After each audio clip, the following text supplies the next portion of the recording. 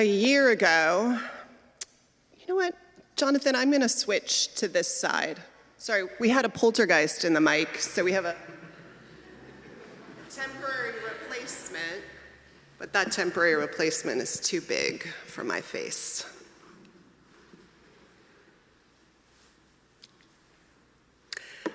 A year ago, I arrived back at San Francisco Airport after a week in Mexico, attending a friend's wedding and having passed the week in Mexico City. The feeling in Mexico City was joyful and alive and rich with culture, funded, by the way, by the government. More museums than I could visit in a week, all funded by the government. And it was a week spent being peppered by questions. Any of you who have traveled outside of the US know this, being peppered with questions about what the hell was going on in these so-called United States. And I landed back in San Francisco having, I realize in retrospect, soaked it all in, the feeling of being in Mexico City. My nervous system had actually settled and rebooted a little bit. And almost immediately when I landed, I felt this heavy blanket, ominous, settle back over me. Sometimes it takes moments like this to remember what we already know. And in this moment, what I already knew was that we human beings are communal, right? That we are social and emotionally interconnected. How laughter is contagious and so is depression. I remember, in fact, when I moved to San Francisco in 2017 in the summer, there was this palpable feeling everywhere I went in the streets of ascendancy, is how I would put it. Like so much possibility was crackling in the air. We feel our world as much as we think to understand it. It holds us as much as we hold it. So it's good periodically to intentionally take in how the world is sitting with us and on us and holding us. To name it, I think, is to help us understand it as something collective, not something that we too easily could take as personal. So I wanted to start there this morning, naming or trying to name the collective mood we might be in. You can tell me how much it echoes or resonates with you. If I were to try and name what I've been picking up on lately, it'd be this wild mix of feelings and commitments that I think have taken hold of many of us. First, to echo what Dennis shared, I definitely feel this constant claiming, seizing, and attention to where joy comes in our lives and to move toward it. It's this sense, I think, of how fiercely necessary joy is. The metaphor that came to me recently was, it's as if we're all floating out in the middle of the ocean with wild swells, and we cling to any inner tube or float that we find out there, knowing that it keeps us from going under the waves. But also, in this particular case, we learned that we could climb on top of this float and lie back on it and take in the sun and chat with friends, because we see we're going to be out there in the ocean for a while, and so we better make the best of it. Joy is all that. We draw on it increasingly. And explicitly, we're drawing on, I think, the traditions of people who have found and embraced joy in this same way through time and history. In an article on Black joy that was written for the National Museum of African American History and Culture, Elaine Nichols writes of how joy has been and is a source of resistance, of resilience, and of reclamation for Black Americans. She writes of it, quote, having a vision that circumvents adverse circumstances was and is an act of defiance and resilience. Black joy demonstrates that the internal responses are fully within a person's control. We have the power to restrict access to our spirits, emotions, and the source of our joy. It's a wellspring of power that is uplifting and life-affirming. I see echoes of this fierce, insistent claiming and embracing all around us of joy. Even in yesterday's No Kings March, did you all notice, at least in San Francisco, how there was so much more music and dancing and laughter? We need it. In addition to joy, I see the desire to draw back into community. This room is evidence. Every week we have new faces, lots of new faces. When things are going easy and well, I think too easy it can be to think that we can go it alone. But when there are monsters in the dark, or we have to face monsters in the world, we want someone's hand to hold. And we also know we need a whole family gathered by our sides to keep us strong as we step into what we don't know how it will unfold in front of us. So we risk connection everywhere. Saturday night, I was walking down Mission Street at about 6 o'clock with my daughter, and we were going to celebrate a friend's job transition. But there really aren't balloons for job transitions. So we did our best. We got a princess balloon that said something like, "Make your best magic," and then some other colored balloons to match. And everybody thought it was my daughter's birthday and yelled out greetings and advice, some of which I can't repeat in church. The equivalent would be, don't mess up the next year, you know. If you want to feel the joy of your own happy birthday, I advise you to get some balloons, princess balloons, and carry them down Mission on a Friday night. It's lovely. And to me, it speaks of this incredible desire to connect that's alive right now. And we're doing this too because we need it. We feel we need it. And on so many levels, we are right. Finally, what I'll say, besides joy and a desire to connect, what I am picking up on lately is some fatigue. I feel it all around. We rally, but rallying takes its toll. And add a new assault every month, and we have what I'd like to coin resilience fatigue. This month, with the war in Iran, another act of semi-insanity and destruction, one that has real-world consequences that both injure our moral core and bruise our household and national and international budgets too. I just heard recently that fertilizer factories in Bangladesh, where my husband is in India right now, they're talking about this, had to shut down because of the lack of fuel. But less fertilizer will mean weaker crops if they can't start those factories again soon, and that will mean starvation. So moral injury and the real world consequences, it starts to feel very heavy. There's a lot of grief, a sense that the center will not hold, the loss of our bearings. And I think that makes us tired. I know it makes us tired. I think we're tired right now.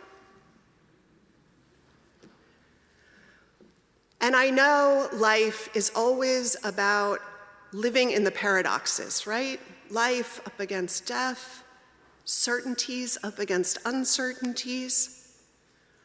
But let's also name that what I've just said, just these last few minutes that's at work in us right now, our clinging to joy and our overwhelming sense of grief, our desire for connection and community and to link hands, and the exhaustion we feel that makes us want to crawl into a ball and not come out from under the covers, that wild set of conflicting feelings, to paraphrase E.B. White, it makes it hard to plan the day.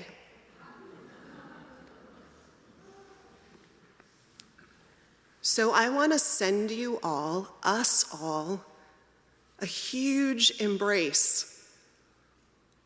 Love, wrap us in, if I could, some healing soft blankets of light and warmth and peace, and a chance to let your system settle from the daily assault that it has to find some way to bring functional order to so you can get out the door.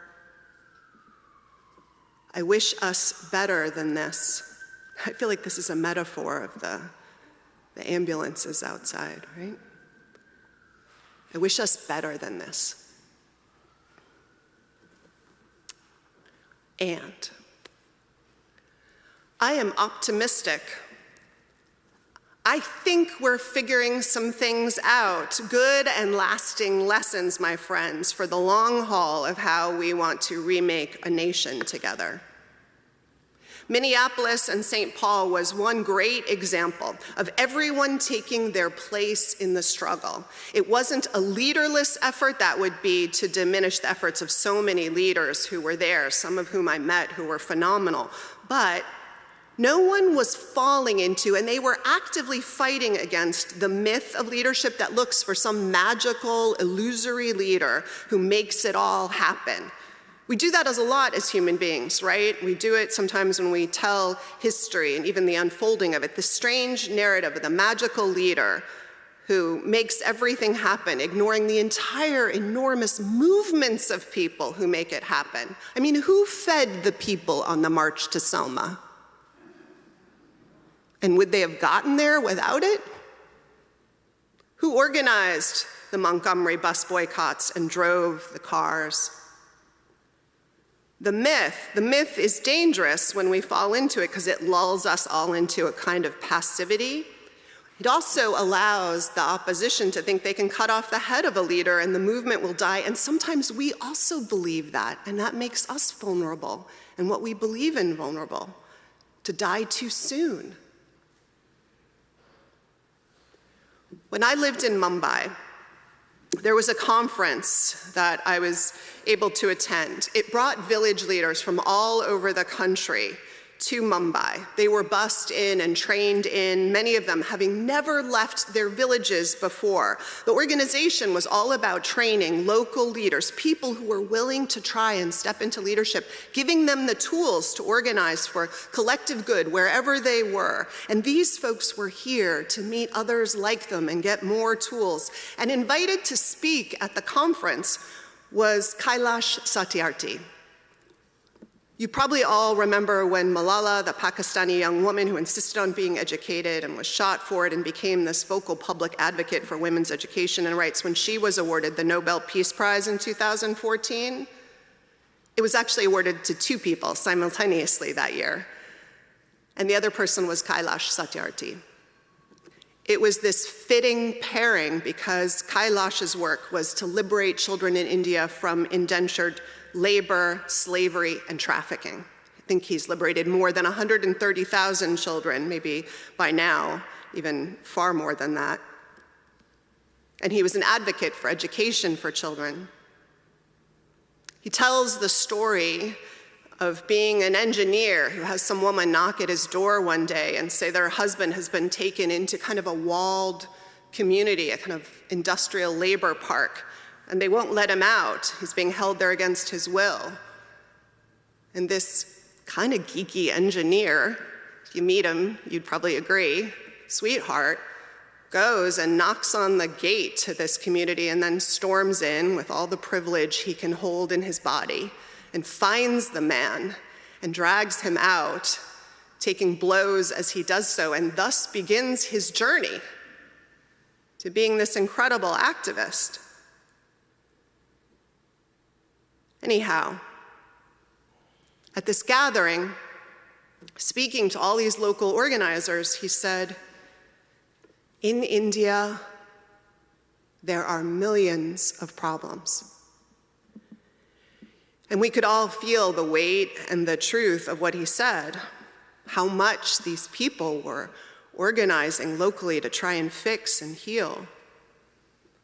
And then he said, "But there are over 1 billion solutions."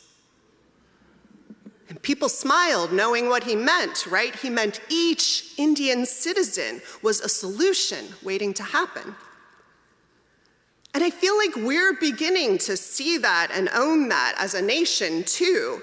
Democracy is not a spectator sport. Human rights, beloved community, a nation that works for all people, that heals climate change, and that manages technology so it serves the whole, and national wealth that is made on the riches of a nation, shared for the nation's well-being, all of us, that all of these are ours to solve 1 million problems, but 349 million solutions. And if you count our residents and asylum seekers, the numbers go much, much higher. My hopefulness is that we're seeing a vision of how to be in the world together increasingly take shape.